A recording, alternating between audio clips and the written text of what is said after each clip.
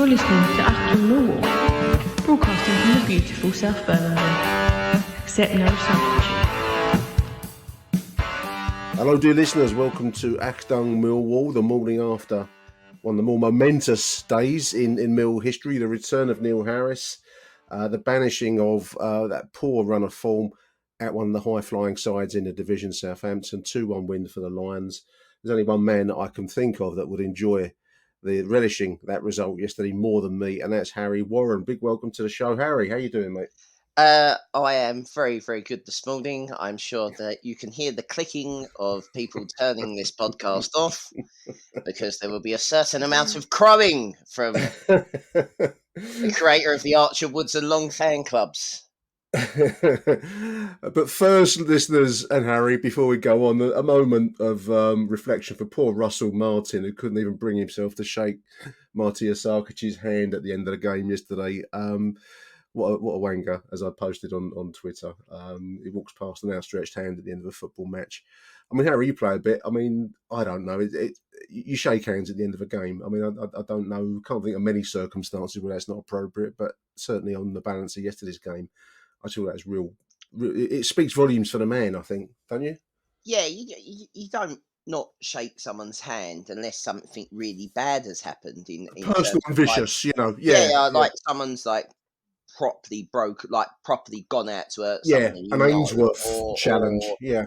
Or like any kind of like abuse, obviously under the outside of general football swearing and so on and so forth. Yeah. But other than that, no, you shake. If you get beat, you just take it on the chin and move on. I mean, I play for a shit side in the Southern Amateur League. I think I didn't win in a calendar year, and I fucking shook everyone's hand. So it just shows how shit you are. It's just sporting convention, sportsmanship, however you want to read that hackneyed term. But yeah, there we are. So I think that's the moment of reflection for poor Russell Martin. He was doing his nut through the game. I was just saying off air, listeners, I was going to go yesterday, but for various reasons that I won't dwell on here, I couldn't make it out the door yesterday morning. So I finished up watching it on the stream. So you get a different angle on TV, Harry, than actually being there. It looked like a magnificent Millwall turnout yesterday. It really came across well on telly, didn't it? The away support. Yeah, it was special. I think that was the thing, and it was something that has been missing for so long, and I don't really know. I don't really know why. I don't know how you can bottle that into week in, week out. And I know we said it on the show when Neil Harris was announced to be coming back, and well, the Twitter Spaces conversation or X Spaces, yeah. And that it's just there's this weird thing whenever certain people or certain types of people are in charge of Millwall that it's not a Gary Rowett kind of winning like that somehow feels bland and doesn't feel like, even though they could be the same kind of performances, being totally honest, but in a sort of Gary Rowett world, it's like he doesn't care. Do you understand? You can't see. Yes, I do. So therefore, with Millwall, you go, well, we don't really do well with that. We're like with the orphan in the corner. We need to be shown love. You need to kind of get us for us to come with you, and we're and obviously that happens from the start of the fucking game. He comes running down and fucking claps the crowd and points at the thing. It's almost like Millwall theatre. It's everything in a Millwall away day performance that you want. It comes together. I mean, it's an interesting point. I was actually dwelling on how to start the conversation today, listeners. And I mean, I've actually looked up on the Collins Dictionary, Harry, the definition of the word charismatic, because the only difference in terms of resources between yesterday and the week before versus Sheffield Wednesday, night and day performances, two diametric opposites to each other, is the charisma of the manager. And, I feel for Joe Edwards because the players are the same. I mean, you can talk about tactics and we'll probably come on to that in a moment. But since Neil's arrived back at the Den, which was it Wednesday? I think it was Wednesday. Wednesday. It seems to have been a 100 miles per hour fast lane burn up, since he's come back. But this is indefinable, Harry, because football management is not just is not just a collection of individuals, collation of data and statistics, and all the many the many scientific things that go into the modern game. It's underpinned fundamentally, especially at Millwall, the point you've just made, by charisma. And Neil Harris, I can't think of anyone else in the Millwall world right now in 2024 that has that level of Millwall charisma, because that's what we saw yesterday. That's what produced that performance. I take my hat off to him. I don't know how he got that performance out of those players that look so poor. It's just 7 days beforehand. I mean, it can only be 2 training sessions, surely, can't it? Wednesday and If Thursday. that, They must, because they you must don't want to travel. overdo them. They must travel Friday. So you know what I mean? Like, it's not. If that, you're not going to travel. They're not going to train and travel Friday. So, or maybe they do. Maybe they do a I tactics. don't know. I I don't know don't how they know. do it. But you can't. It's 2 or 3 training sessions maximum. And yeah, you're right. It just is so. It's like, do the simple things well, and 90% of that, if you do that sort of 90%, and then the 10% seems to be the charisma. Do you know what I mean? It's like it is that, and it's asking players to just do the things that they're good at rather than asking them to play to a system. And I do sometimes think that football is overcomplicated by tactics, and I Yeah, do I agree courses. with that. In the modern game, yeah, I agree. Yeah, I do courses and stuff, obviously, as part of all my coaching stuff, and you spend 45 minutes listening to what your vision, like these people that take them. Like, and I do agree somewhat with, I think Jamie Redknapp was talking about his kids' football development in the week and saying, you've got all these coaches that have never played. And I do get that to some extent, that I think when you're talking with elite players, it does surely help to have someone that's been there and seen and done it. And I think that's probably another thing that went probably against Joe Edwards a little bit, is the fact that he wasn't a player and that he he had hadn't played professional. no. Well, I think he gave it up very early, and had gone into coaching as his alternative. But yeah, I mean, there were some. I mean, some of the greatest managers in the game have not played a particularly high level. Certainly, I'm just thinking in modern terms. I mean, you're going through, name a few names. Marino. I don't know what Thomas Tuchel, what level he played at, but certainly if you go into Marino to Arsene Wenger, to some level, even Sir Alex Ferguson didn't achieve the greatest of honours as a player. But What they were, all of them that you talked about, probably not even Tuchel, I wouldn't count in that, but the rest are all strong characters. They've all got a charisma. charisma. And Yes. the And definition of charisma, listeners, a charismatic person, this is Collins' online dictionary, because I thought it was quite appropriate to the conversation I want to have with Harry today. A charismatic person attracts, influences, and inspires people by their personal qualities. So they're talking about charm, appeal, influence. And that's really what I've picked up in all of the return interviews, since Neil's come back. You can't help but watch them, and you and me are both cynical people. But smell bullshit. You smell bullshit when you see it, or smell it, whatever the term might be. But watching those interviews with Neil, you are feeling uplifted. I challenge anyone that's listening to this and not have felt that even a little bit, even if you don't want to admit it, you felt it. the And Millwall that's bi- a magic quality. That's a yeah, magic quality, Harry. the Millwall bipolar was out in full force between Wednesday and Saturday afternoon at 5 Oh, o'clock, mate, wasn't it? look, they got booed. The same players, the same pretty much. Take or pick a few. The same set of players got booed off and had the security tunnel pulled out at the Den last week to prevent, Mass untoward, riot. untoward ribaldry and things, unwanted things happening. So 7 days. I know it's a long time in the world, but that's an incredible achievement, because the performance yesterday, going on to the football, it's run for our team yesterday. Was not a particularly inspiring 11. I mean, Before the game, Twitter before the game was something beautiful. It was like, fucking Jesus Christ, we're going down to what the fuck? Where the fuck's what's he picked this changed. from? What the fuck's he picked this from? Where are we going? It's just I mean, shows you some know fuck debate. all about football, I suppose, doesn't it? Really. Well, about management, because you're talking about managing a group of men and producing the best from them.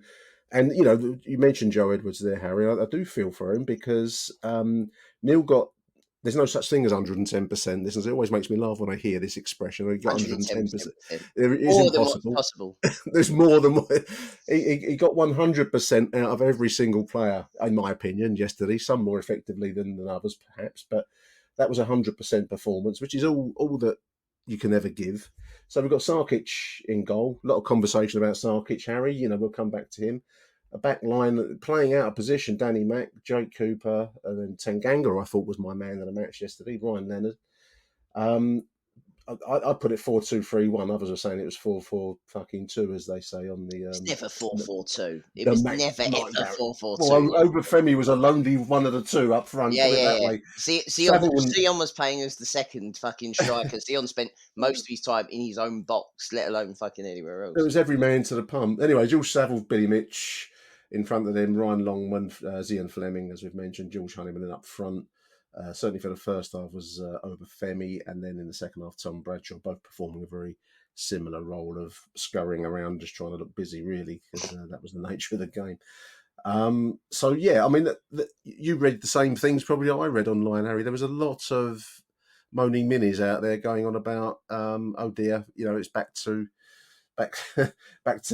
what I don't know. You know, it certainly wasn't an inspiring kind of prelim before the game, but my word, as soon as we kicked off, we got a Millwall performance there, Harry, and that's that's down to the charisma of the manager. I can't think what else has can produce that change. Yeah, I mean, chalk and cheese, as you said. I think, yeah, it was everything, wasn't it? It's just like the little things. I think as well that certain players. I think that's a brave call to play Danny Mack at left back. Again, And a lot of comment about that online, wasn't there? You know, yeah, and the change back to a back four, yeah, and Tanganga's been not great in a Millwall shirt. yeah. And I also always think that Ryan Leonard is so important to us. I just don't think people get how good Ryan Leonard is at the things that he can do. I don't really look. A lot of people look at the things that he can't do, and I think that's the wrong way to always look at a Millwall player sometimes, because I'd say it's the wrong way to look at a Millwall side, Harry, because you can say that about pretty much every member of our squad. In truth, perhaps the quality in our side now is the likes of Zian, but also Tanganga I thought was immense yesterday. But otherwise, this is a journeyman set of players who you're always looking to get more than the sum of the parts, really, aren't you, out of a Mill side? yeah, And Joe had high ambitions, and we'll come back to Joe in a bit, because obviously this is a get us out of trouble appointment. We wouldn't be here if we weren't in trouble. But bloody hell, I mean, that was from the start. We were crunching into tackles, we were giving effort, we were not trying to do things. I didn't see any playing out from the back yesterday. I didn't see. I didn't expect to. Did you? No, but it was so refreshing, Harry, to see Sarkic place the ball on the 6-yard line and kick it down the field, rather than trying to play it into someone who's already got two players pressing him. Give it to Jake and put him under pressure. Yeah. For him to hit the 45-yard diag out of play. Yeah, that one. Yeah. So that was wonderful. And it was, as you say, I mean, from the terraces through the side, on the whole performance was old-fashioned Millwall, where you give everything you've got to give. The tackles were crunching in. I think Honeyman was booked early for a tackle. In fact, before that, we'd scored, didn't we? A brave header by Tanganga from a fairly routine free kick. I know that Russell Martin was moaning about our goals weren't objects of beauty. I can't remember how he put it now. Were rubbish, I think he said. Rubbish. I think he said we conceded 2 rubbish goals. 2 rubbish goals. But 2 rubbish goals apparently mean more than 1 beautiful goal. Apparently. Yeah. There's an artistic merit on goals. Oh, yeah. But that was a brave bit of heading, because I think Tanganga knew that the goalkeeper was coming and he was going to take a clout, and he was down for a minute or two, getting some treatment after that. And it trickled in, but you still got to put yourself in a brave situation. Yeah, and that was the start of it. Yeah, absolutely. And I think as well, something that normally we don't really do, but I thought the referee yesterday was pretty good, actually. He was the referee that we had on New Year's Day against QPR. Yeah, and we won that. Okay. We won that as well. And I think he's not conned by I noticed this. He's not conned by you going down too easily. Like there was a lot of Southampton asking for penalties and Yeah, and he's not conned by that. He allows contact. He allows some contact, but not what he deems as open. And I think, but he's quite consistent. I can disagree, and I think he's one of the more consistent refs that we've had, and I don't think there's any. I think that helps. I think on another day we could have had someone that every time we put any kind of pressure on a Southampton shoulder or had a sort of pull back at someone, you give away a cheap free kick. The cheap free kicks kill us. So yeah. with their kind of delivery. So I thought that was important. But yeah, the Tanganga header. I mean, normally when a keeper comes that far out, you've got to get everything. Their keeper didn't get anything apart from Tanganga, to be fair, and Yeah, took his head. clean He was off down. near enough. Yeah, yeah. I thought he looked quite initially. I thought he was quite badly injured, but anyway, he got up, ran away. Strong player, strong boy. Got booked on 12. So we were carrying a Honeyman booking. We're carrying a Tanganga booking from the 12th minute onwards. I think Leonard Um, got booked first half as well. Leonard was booked. So to finish the game with 11 men is a tribute to the discipline of the side, because not only did we keep our shape, Harry, we didn't make any challenges that could draw that second yellow, and that's not a bad thing to be able to say, is it? No, it's not. I think it was. I think at one point, we scored, and the obvious sort of Southampton quit trying to get back into the game, and we're the worst team in the league from giving away points from winning positions before the We game are. starts, and Have you, been, yeah. yeah, and Yeah, you think to yourself, oh, here comes the onslaught. We've scored well too early here. Typical Millwall thing to say that as well. yeah. And to be fair, they did score and whatnot, but what's been different than every other time recently where we've conceded, we have sort of a 10-15 minute like sort of Coco the Clown number Yeah, yeah. after we concede the equaliser or We the go goal to equaliser. pieces. Yeah. It's like a meltdown, It's like, oh my God, we're not going to score again. We've scored our one goal. We're fucked now. And there was none of that yesterday. There was just, okay, they've scored. Okay, we expected this. We don't need to. I think there was sort of like a free hit element. Like, it felt like a cup tie at times. They were coming at us, and it felt like we were a little. I know we shouldn't feel like this because we've been in the championship for what 4 or 5 We felt like the seasons. Crane Valley paper mills Yeah, going to yeah, yeah. Charlton, leading, weren't they? I mean, that's a that, there was a chance they had a clearance head. I think Tanganga cleared it off the line shortly after the goal. But apart from that, all I've got noted down here is terrific defending, fantastic block. Tanganga's name, Lohan Leonard's name, proper Millwall performance up until 33rd minute, when, in truth, it was a fairly soft goal. It's probably a moment's lapse of concentration by Jake, who looked like he was, left the field last week looking like he'd had a nervous breakdown. But I wouldn't say he's at his best yesterday, but he was not as bad as last week. And that's probably about the only moment really in the game where I'd say Jake could have done a bit better there. A lot of people pinning it on Sarkic. I don't think there was much he could have done with a close range header, crossing from the left. I think, I, Forward beat Jake for me. I think the problem with Sarkic is that he's a very erratic goalkeeper, He and I is, think yeah. I think that's the problem when you have someone. And I'll get to this because I feel like it's an important caveat to come. And But Harry is a member of the George Long fan club. I am There, a member of listeners. the George Long fan club. Well, in fact, chairman. The Yeah. chairman, executive, and rights holder, And Archer and and Archer and Woods and Tunnicliffe. But I think with Sarkic, there was a couple of times yesterday, like that Tanganga header that you've just talked about. That in the 5 seconds before that, Sarkic goes from the front post, runs across his goal to the back post, tries a sort of half jump, and then Tanganga's behind him on his own line and heads it away. Now, yeah. to me, he's better be a fucking goalkeeper. If you can't get there, don't take a step out. Just be on your line and try and make a reaction, say if the header comes down. But he's like, to use a cricket like parlance, anything in the corridor of uncertainty for Sarkic, anywhere near that 6-yard box of a cross or a delivery, he goes, fuck, I've got to get there. You don't need to get there, mate. You've got 6'7" Jake, and you've got Tanganga. Tanganga is 6 foot Let plus. them fucking deal with that, and you just be a goalkeeper. So that one for Jake there, I feel like Sarkic is waiting for he's doing the right thing. He's on his line, and maybe Jake thinks he's it's going over him and he can come for it. And it's a little bit of a defensive mix-up. So I'll take your point. At the time, watching it the first time through, I thought, fuck me, Sarkic, you got to come for that. And I thought, no, he can't come for that because them two are there and they should Yeah, deal with that. So yeah, that's fine. But you then get the opposite of it with the free header late on to make it 2-2, where he stays on his line and doesn't come for one of those crosses and makes a fantastic save. yeah. And A game saving save yeah, at the end.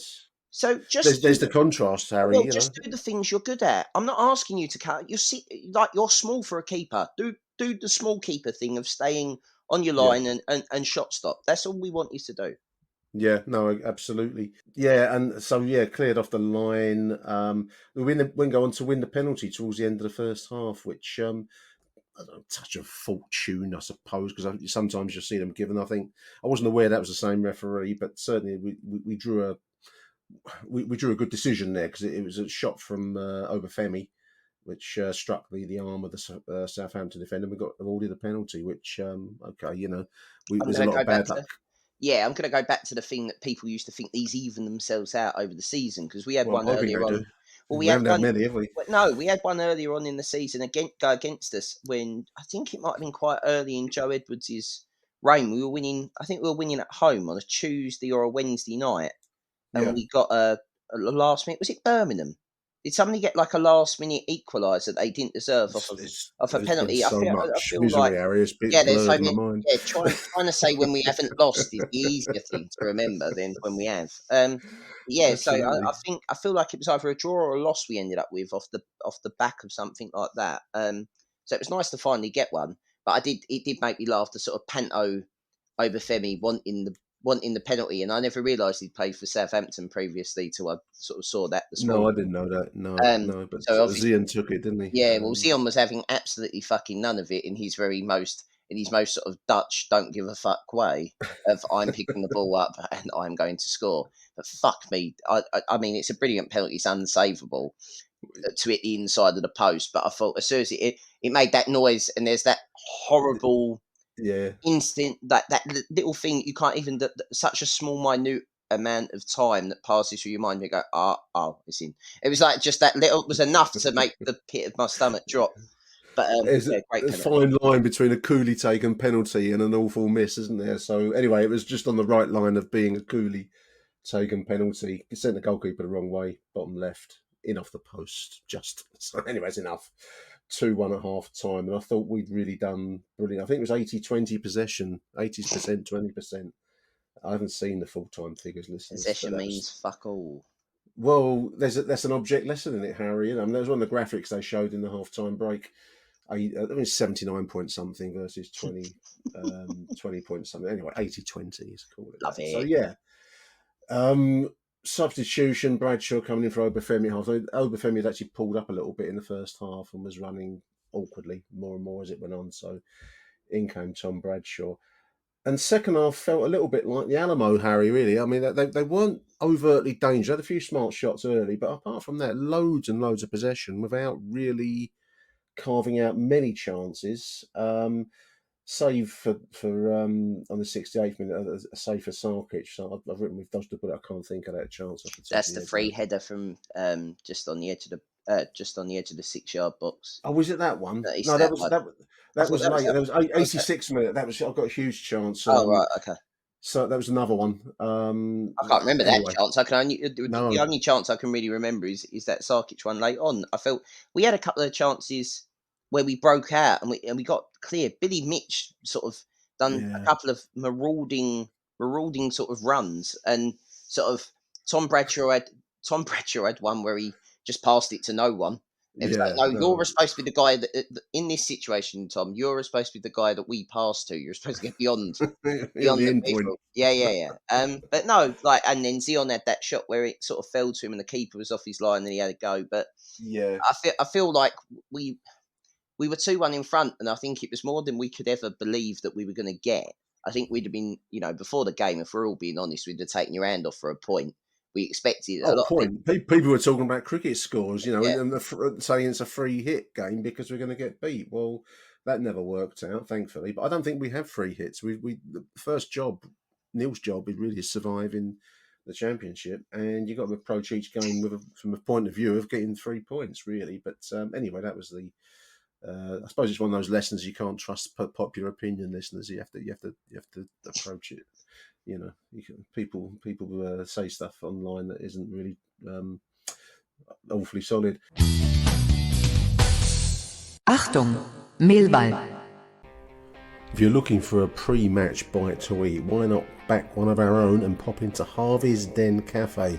It's located in the Lion Centre, right by the Barrow Kitchener West Stand turnstiles. It's open on a match day. It does all-day breakfast, grab-and-go food. It's got Jamaican patties and chips, soup and bread rolls. It's open weekdays from 10:30 a.m. and on a Saturday match day, 11:30 a.m. till 3 p.m. Harvey's Den Cafe. Check it out. I mean, my high points to the half really weren't. I mean, you're right about the lack of pace going forwards. I think Billy broke forwards at one point, but that's probably the same thing. But we just lacked the cutting edge. But it's more about blocking, terrific defending, which was magnificent, and then a weak shot from Fleming and 79. Apart from that, not much to report attacking wise. There was a game-changing moment, and we've said it already, which was a save by Sarkic, which was that close range header.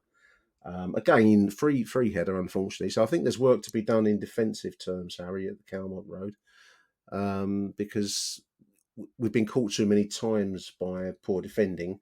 And yesterday we got away with a couple of moments, and I would imagine that's going to be something Neil and David Livermore are going to be wanting to try and deal with, some communication between the central defenders and goalkeeper.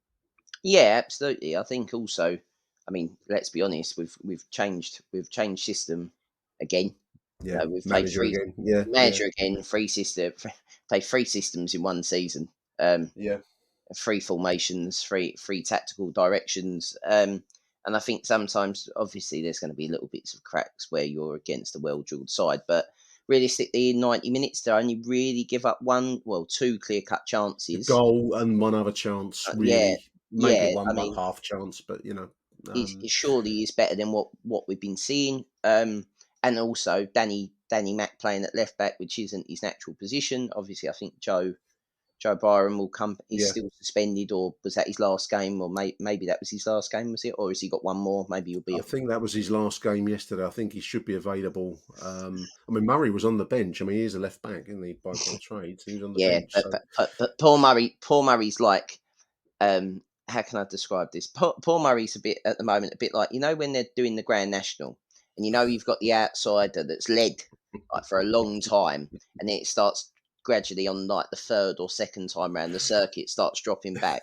Like, I love Murray to bits, and he's like, but it's like it's taking him away to save himself. I think he's just been every time he plays, he gets targeted, doesn't he? Bless him. So there's not really much you can do when you are the weak link being targeted. And I mean, he always, the thing is with Murray as well is, every time that he looks dead and buried, he reinvents himself into something else. He makes a comeback. He's like Madonna. He makes a comeback. He's like a left back Alan Dunn. He'll be, I'll die, and he'll still be at the club somehow or something. I love Murray to death. Danny Mack, I thought, did a magnificent job, and some wonderful experience for George Saville to take the ball into the corner. Oh, it's brilliant, wasn't it? When he drew the free kick, and I let out a shout. I don't know what my wife and the cats thought of it, but I thought I was losing the plot up there. I said, she said, have we scored? I said, no, we've run a free kick in the corner. This is what it's come to now.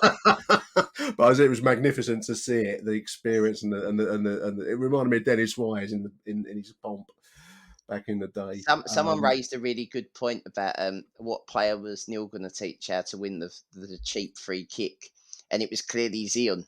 Zion has obviously been at the school of the dark arts all week, because the way that he went down to win that free kick was the most theatrical. I felt a little bit of contact. I've got enough. I've put my leg round him and I'll go down. And the sort of shithousery way that he done it is like, we could do with turning Zion into a bit of a creatively dastardly shithouse would be quite funny. Well, I was interested at the end of the game. We'll come on to a bit of post-match comment in a moment, but there's obviously the Russell Martin, who it looked like he was going to burst a blood vessel, and he's screaming all through the game. Down on his neck, he was like on his haunches, like pleading with any deity that would shouting. come Anyone, to I him. don't. Yeah, The fourth official, he was, the man was just raging for 90 minutes basically, and I think it was probably because we weren't playing to the script of admiring Southampton's beautiful football and stand off, actually let them take. pass and go past you. Yeah, Yeah, and some of the tackling was full on. I mean, as Millwall fans, you love to see it, but anyway, it didn't seem to fit in with his world view. He was doing his nut. But no, just going back to Zian, Harry. At the end of the game, Neil, obviously he's only been in the club since back in the club. You know what I mean? Since Wednesday, so he's only known Zian because Zian signed much more recently than the Neil Harris tenure. So he's only known him for a day or two. But at the end of the game, he had his arms. Neil came over and had his arms around him, was talking to him quite intently at the end of the game. And I dare say they're going to build a good working relationship for the very reason you've just said, because there's such an amount of potential in Zian Fleming that I think is untapped in terms of game nous. And there's, if you want that in a player, it's Neil Harris. So that was really interesting at the end of the game to see them speaking so closely. it was weird at For the end of the players game, I've only wasn't it? known for a few minutes, really. Yeah, it was nice to see at the end of the game. Actually, there was quite a lot of some of it's come out online, but the stream I was watching obviously rolled through, and Mm. you know, just they looked the players looked absolutely fucking beside themselves with joy. They Yeah, yeah, yeah. looked like a weight had been lifted from them, and they almost couldn't believe they were getting a standing ovation from a Where performance. they were last weekend, Yeah, pulling the security tunnel out. I can only think it would feel like a weight. I mean, it felt like a weight off my shoulders watching it. So to be a player in that situation must have been horrible last week, and like you're top of the world this week. Through probably fairly simple, straightforward instructions. So I think that was the key. I mean, it wasn't, the Joe Edwards experiment, which I admired, and I think there's a sense of what if with Joe Edwards, but certainly to go back to basics in the situation that we're in was the right call, and for that kind of result yesterday, Neil Harris was the man. I can't think of anyone else that could have produced it in 7 days. no, I think that's important to remember. I think also the idea of this Joe Edwards ball, or Joe ball as you coined it, Mm. you know, it's a lovely idea, but the world is full of idealists and doers. Idealists, yeah, Yes, yeah. idealists and doers, and unfortunately, at Millwall, you've got to be a bit of a doer. You can't be an idealist. Idealists get you relegated. Idealists end up with Steve Lomas in charge. Idealists end up with Holloway telling you that you don't know about football.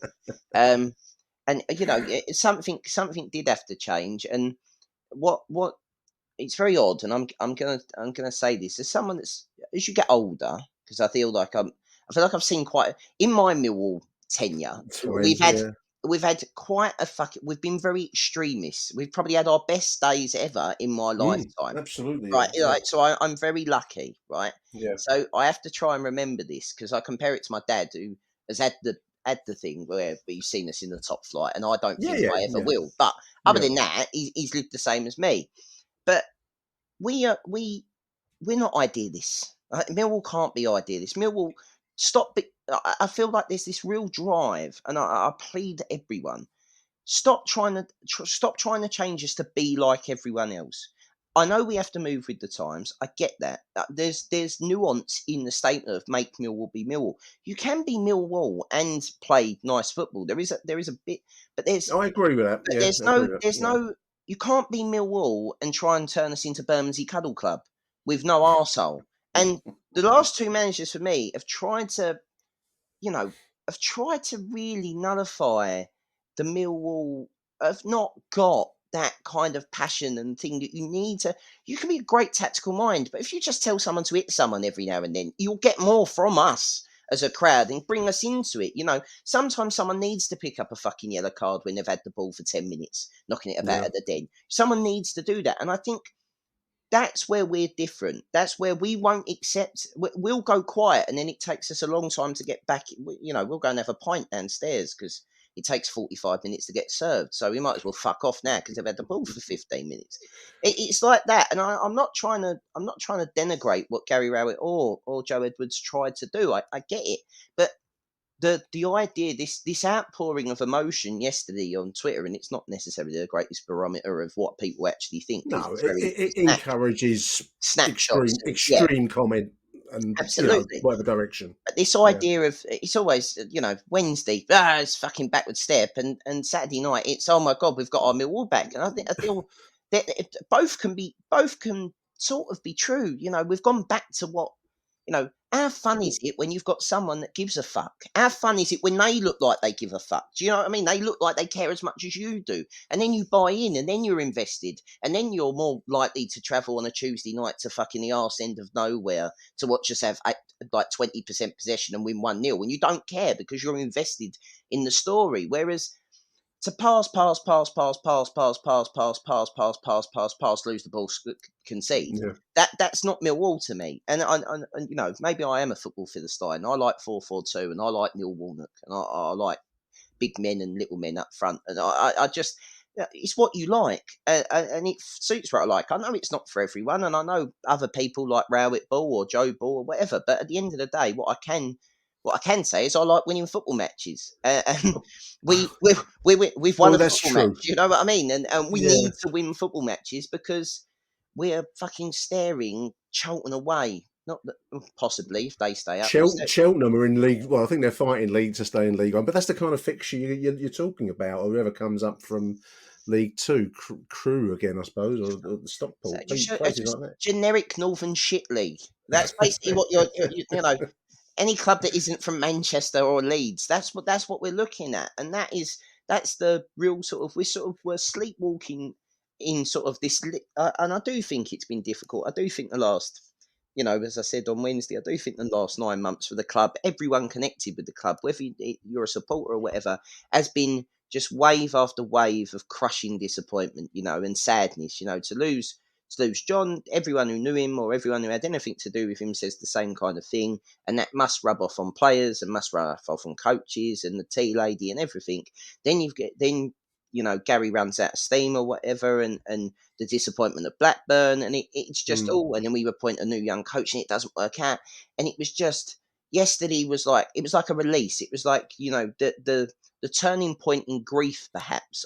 You know what I mean? You have a grief cycle. I agree. I mean, 2,700 Millwall went down there. I mean, the support really came over well on stream, listeners.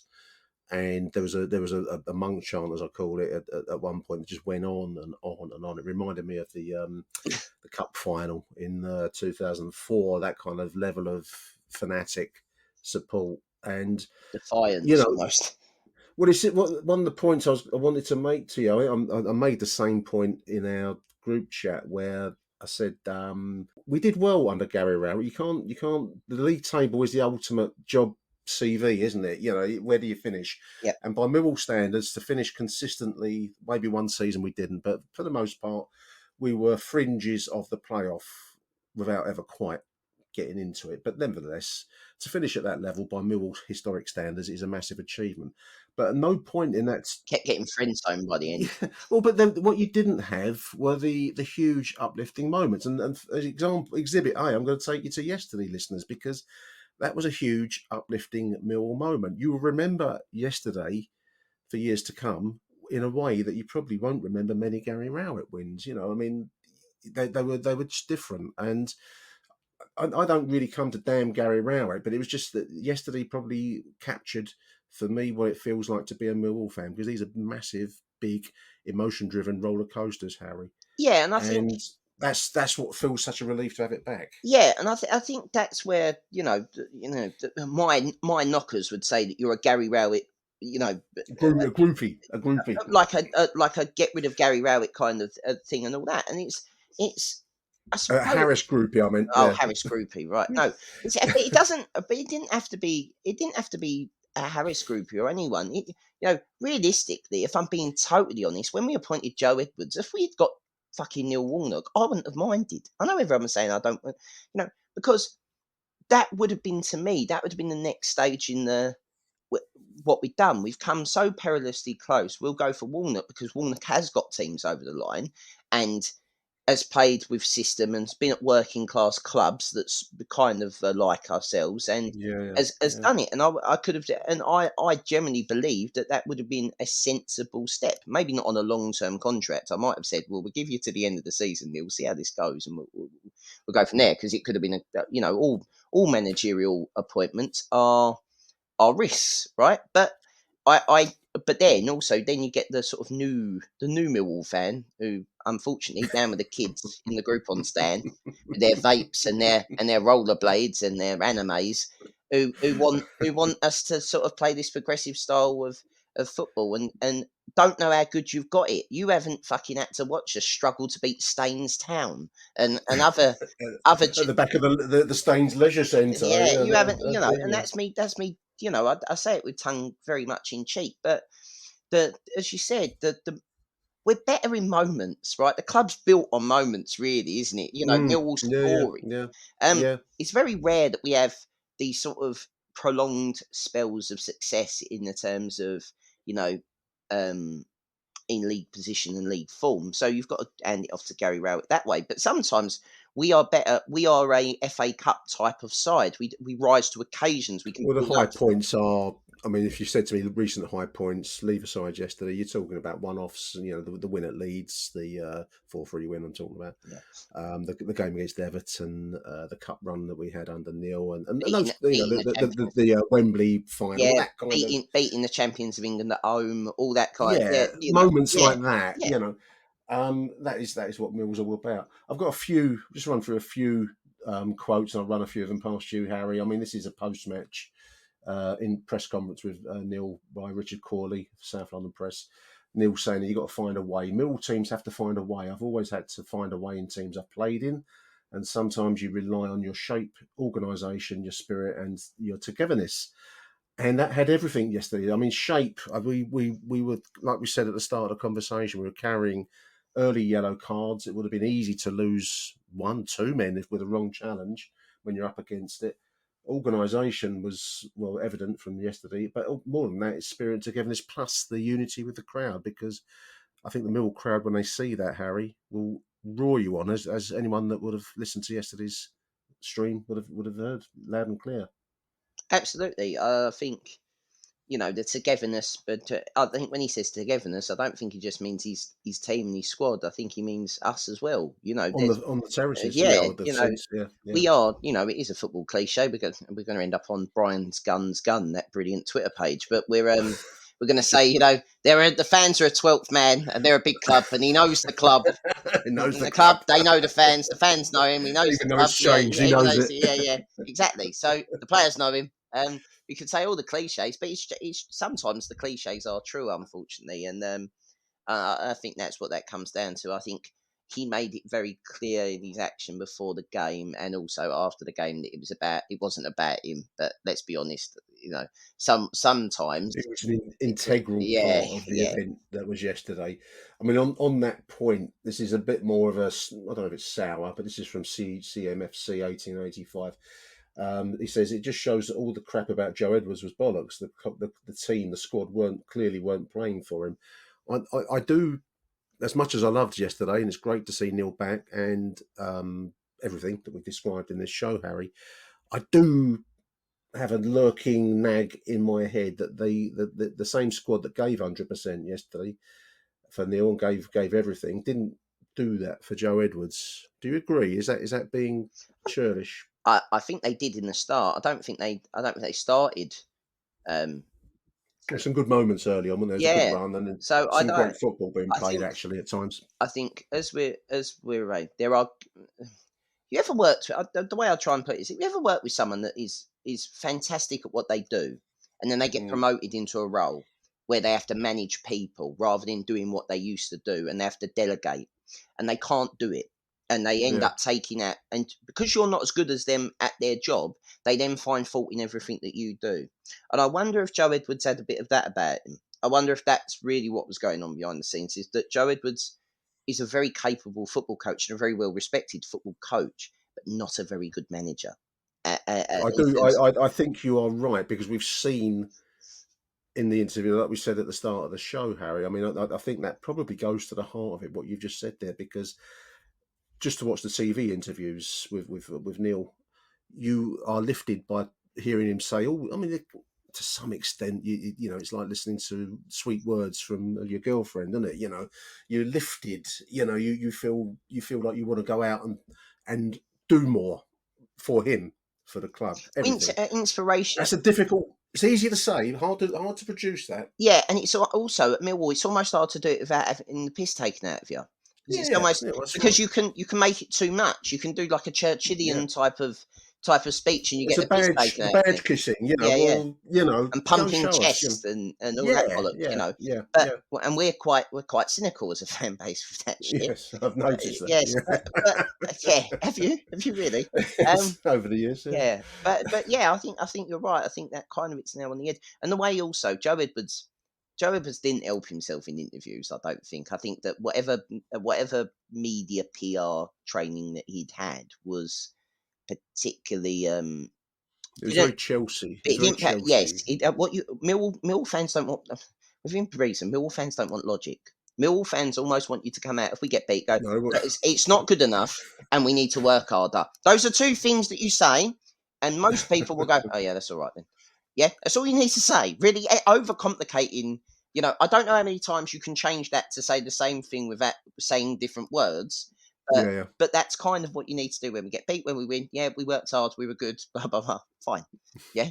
So realistically, they're going to be a 30-second soundbite that's going to end up on Twitter that kind of dictates how you're viewed, unfortunately, as a football manager. And you probably don't It's the have that way of the when you're modern world. you probably don't But have you that know, when you're a coach of an under 18s team.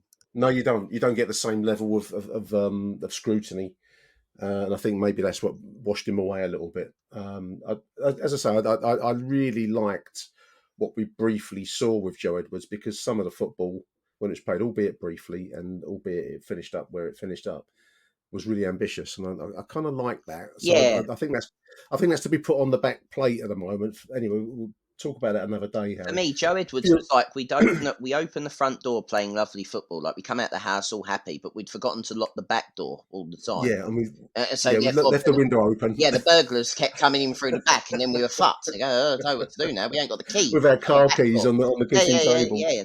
That's what it felt like all the time. I don't know. I can't really think of a better analogy than that. Really, like we used to get burgled quite a lot under Joe Edwards. We'd be in charge of position, and then all of a sudden we'd find ourselves 1-0 down. in, Yeah, like, in the end, we were just sitting in the front room with nothing left. yeah. You know, Okay, I can't not work out. I can't even work the out what. chairs were gone. And sort of standing around at the end of games going, I don't, how did this happen? What have we done wrong? We've stopped locking the back door, maybe, Joe. That might be an idea. No substitute for experience. I mean, posted Robert Edge, Billy Mitchell doesn't get enough credit from today. Brought in to do a job, 100% now. I do Yeah. agree. I mean, we've mentioned our men of the match, Tanganga for me, Leonard, Saville, and Billy Mitch because I think he gets a bit of stick, as does Danny Mack, Harry, for being Millwall fans. I saw something online. Someone went, "Oh, fucking Billy Mitch coming back in. Harris playing his fucking mates, like taking the piss out of other Yeah, people yeah, saying that." yeah. They went, Billy Mitchell had played before today 12 minutes of football under Neil Harris. Yeah, he's definitely his mate.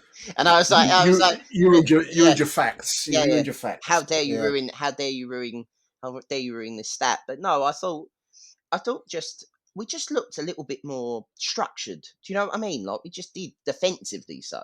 And obviously, I suppose when you need points and you're fighting for your life, you need a defensive structure, and that's what we got yesterday, I suppose. And we'll see how it goes going forward. But for me, as we've just kind of taken the piss out of for all the lovely football under Joe Edwards, we just and to be fair, this season under Gary Rowett, the Mm. Gary Rowett sort of the turning point for Gary Rowett was okay. Gary Rowett's football's never been pretty, but it was No. always we weren't getting thumped 4 and 5 It was and 3, effective. and we and It yeah, was ugly but effective. yeah, and as soon Um, as when it's ugly, as soon as it stops being effective, it's suddenly just ugly. it's just ugly, and Yeah. the fans turn, and I think that's what happened obviously at Norwich, and everything went on from there. And I feel like Joe Edwards went completely the opposite way and went, I don't really care about defending. If they score 4, we'll score 5. The problem is we haven't we haven't scored 5 between our front line all season. I don't think so.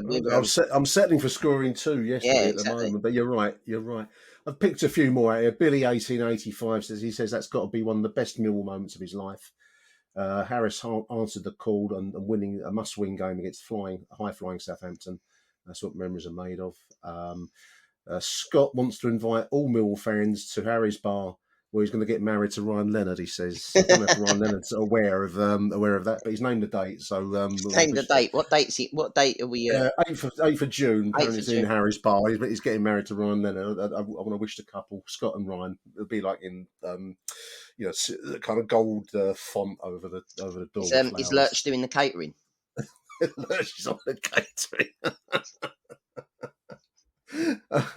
One here from Steve Evans, maybe the last one, maybe. He says we should be privileged to be one of those clubs that has a way, in inverted commas, the Millwall way. Everyone's aware of it, but when we're at our best, most struggle to stop it. It's not going to be pretty, but it's effective, and people feel bad for Edwards for getting sacked for trying to change it. And it's in reply to another post who says that performance was the Millwall way and should never be changed. I'm a bit wary of ways because that always reminds me of the West Ham way, Harry, and I mistrust that. But the West Ham way ended up winning the European trophy, and they're still not fucking happy. They want Moyes out. So there is maybe we should be wary of ways. You're right, but unless it's the app that sort of drives you around the traffic, but we're fucking. I don't know, like this idea of a Millwall way. Is it really? Is it a Millwall way? I suppose the Millwall way could be anything, as long as it shows anything. As long as it's 100%. Yeah, as long as it's like commitment, arsehole, and a bit of streetwiseness. Everything else is a bonus, really. Play like you give a fuck. That's all we ever ask for, really. Anything football tactic wise, you could play any formation you like. Just fucking try. Really, is all you ever ask for. And if the opposition have had the ball for 15 minutes at the Den, somebody kick someone. That's it.